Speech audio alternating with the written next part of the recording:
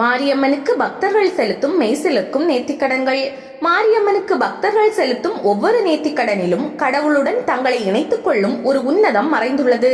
அதன்படி இன்று வரை பக்தர்களால் கடைபிடிக்கப்படும் நேர்த்திக்கடன்கள் வருமாறு: மாவிளக்கு போடுதல்.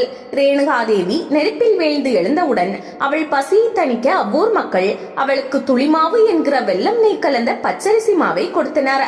அதன் ஞாபகார்த்தமாக மாரியம்மன் திருக்கோவில்களில் மாவிளக்கு ஏற்றி வேண்டுதலை நிறைவேற்றுகின்றனர் பக்தர்கள்.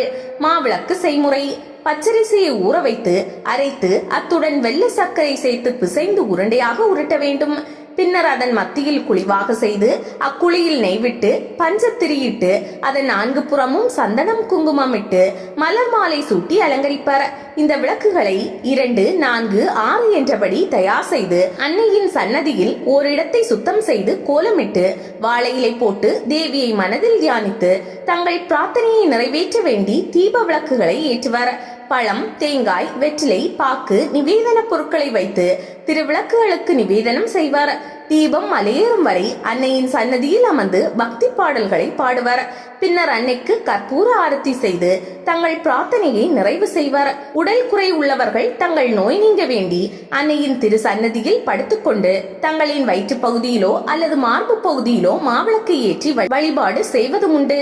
சிலர் மாவிளக்குகளை ஏற்றி அழகான தட்டுகளில் வைத்து அலங்கரித்து தங்கள் தலையில் சுமந்து ஊர்வலமாக எடுத்து வந்து அன்னையின் சன்னதியில் வைப்பர். சிலர் விளக்குகளை அழகாக அலங்கரித்த சப்பரங்களில் எடுத்து வந்து மேலதாளம் முழங்க எடுத்து வருவர். தீபம் மலையேறியதும் மாவிளக்குகளை ஒன்றாக சேர்த்து சிறு சிறு உருண்டைகளாக செய்து அங்குள்ள பக்தர்களுக்கு வழங்குவர். அன்னைக்கு மாவிளக்கேற்றி வழிபட உங்கள் குறைகள் நீங்கி வளமோடு வாழ அன்னை அருள் புரிவாள். பொங்கலிடுதல். பொங்கலிடுதலை சில ஊர்களில் ஒரு திருவிழாவாகவே கொண்டாடுவர். பெரும்பாலும் அன்னையின் கோயில் அருகிலேயே பொங்கல் செய்வர். சில கோயில்களில் இதற்கென்றே பெரிய இடம் இருக்கும். திருக்கோயிலின் வீதி முழுவதும் அடைத்து பொங்கலிடுவதும் உண்டு. சில கோயில்களில் பொங்கல் வைக்கும் இடத்திற்கு 1 முதல் எண்கள் கொடுத்து பொங்கலிடுபவர்களின் பெயர்களை குலுக்கி போட்டு அவர்களை அந்த வரிசையில் பொங்கலிட அழைப்பர். பொங்கலிடும் போது பெரும்பாலும் புதிய மண்பானையை வாங்கி சுத்தப்படுத்தி மஞ்சள், சந்தனம், குங்குமம் இட்டு வேப்பிலை கட்டி அடுப்பிலேற்றி பின் பொங்கல் வைப்பர். பெரும்பாலும் சர்க்கரை பொங்கலே பிரதானமாக செய்யப்பட்டாலும் வெண்பொங்கலும் செய்து படையலிடுவர். பொங்கல் தயாரானதும் அதனை பெரிய வாழை இலையில் வைத்து அதனுடன் பல வகை பழங்கள், பாக்கு, வெற்றிலை, தேங்காய் எல்லாம் வைத்து அம்மனுக்கு படைத்து பின் கற்பூரம் ஏற்றி காண்பித்து படையலை நிறைவு செய்வார். பின்னர் அதனை எல்லோருக்கும் விநியோகம் செய்வார். பால்குடம். பால்குடம் எடுத்து வந்து அம்பாளுக்கு அபிஷேகம் செய்கிறோம். நம்முடைய சிரசில் பால் குடத்தை வைத்தவுடன் நம் எண்ணங்கள் நம் கபாலம் வழியாக பால்குடத்தின் உள்ளே செல்லும். பின் அந்த பாலை தெய்வத்திற்கு அபிஷேகம் செய்தால் நம் எண்ணங்கள், வேண்டுதல்கள் பால் மூலம் தெய்வத்தை சென்றடையும். இதன் மூலம் தெய்வம் நம் நியாயமான கோரிக்கைகளை ஏற்று அதை நிறைவேற்றுகிறது. பால் குடம் எடுத்து நம் பக்தியை வெளிப்படுத்துவது மிக சிறந்த வழிபாடாகும். அக்னி சட்டி பூவோடு.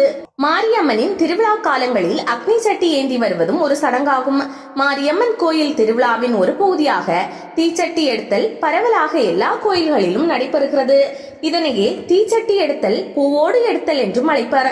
தீச்சட்டி எடுப்பவர் விரதமிருந்து அம்மன் கோயிலிலோ அல்லது அருகில் உள்ள நீர்நிலைகளிலோ ஸ்நானம் செய்து மஞ்சள் ஆடை உடுத்தி வேப்பிலையை இடுப்பில் சொருகிக் கொண்டு அம்மன் கோயிலுக்கு வந்து அங்கு தயாராக வைத்திருக்கும் தீச்சட்டியை கையில் வேப்பிலையை வைத்துக் கொண்டு அதற்கு மேல் வைப்பார். தீச்சட்டியானது பக்கவாட்டில் 3 துளைகளுடன் இருக்கும். அதன் அடிப்படையில் மணல் நிரப்பி அதில் காய்ந்த மரக்குச்சிகளை இட்டு நெய்யூற்றி கற்பூரம் ஏற்றி தீயை உண்டாக்குவார். பின்னர் அதனை சுற்றி வரட்டியை அடுக்கி தீயை வளர்ப்பார். தீச்சட்டி எடுப்பவர் கையில் தீச்சட்டியுடன் கோயிலில் இருந்து புறப்பட்டு மேலதாளத்துடன் வீதி வழியாக எல்லோர் வீடுகளுக்கும் செல்வார். அவரை அம்மனாக கருதி அவரது பாதங்களை கழுவி மஞ்சள், குங்குமம் இட்டு கற்பூரம் காட்டி வழிபடுவார். இறுதியில் மீண்டும் கோயிலுக்கு வந்து அம்மன் முன் தீச்சட்டியை வைத்துவிட்டு அம்மனை கற்பூரம் ஏற்றி வழிபட்டு வீடு திரும்புவார். இவ்வாறு தீச்சட்டி எடுப்பது விழா காலங்களில் மட்டுமல்லாமல் மற்ற நாட்களிலும் அம்மனுக்கு நேர்ந்து கொண்டு செய்வதுண்டு. பக்தனுக்கு நெருப்பு அனலாக தெரிவதில்லை, பூவாக குளிர்கிறது. அதனாலேயே இதனை பூவோடு எடுத்தல் என்று கூறுகிறார்கள். இப்படி பூவோடு எடுப்பதால் சத்ருக்கள் பயம் நீங்குகிறது. விஷ ஜந்துக்களால் ஏற்படும் பயம், இயற்கை சீற்றங்களால் ஏற்படும் உபத்திரவங்கள் நீங்குகின்றன.